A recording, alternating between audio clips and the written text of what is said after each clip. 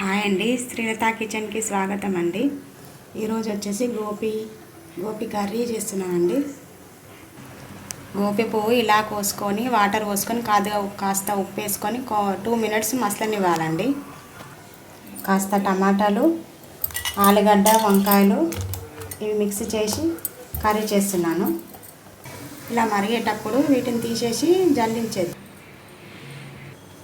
ఇప్పుడు ఆయిల్ వేసుకుందాము.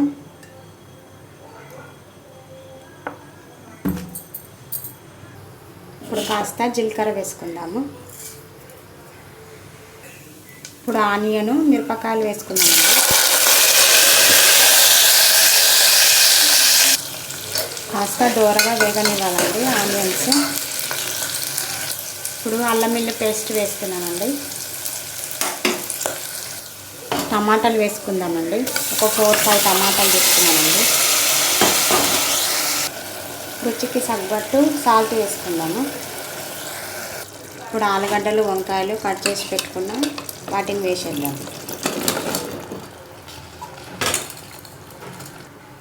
కాలీఫ్లవర్ కూడా వేసేసుకున్నామండి. ఇందులో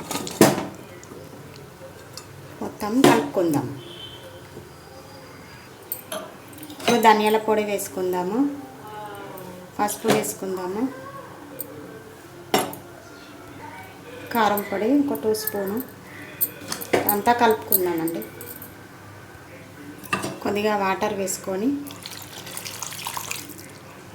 కలుపుకుందామండి.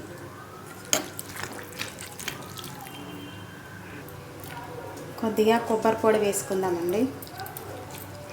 కొత్తిమీర కూడా వేసుకుందాము. వేసుకొని సీటీ పెట్టేద్దాం, మూత పెట్టేద్దాం. ఇప్పుడు కుక్కర్ మూత పెట్టేసి ఒక విజిల్ రానివ్వండి చాలు. మీడియం పెట్టండి మంట. ఇలా పూర్తిగా సీటీ పోయాకనే మూత తీద్దామండి. చివరిగా గరం మసాలా వేసుకొని కలిపేసుకొని సర్వ్ చేసుకోవడం.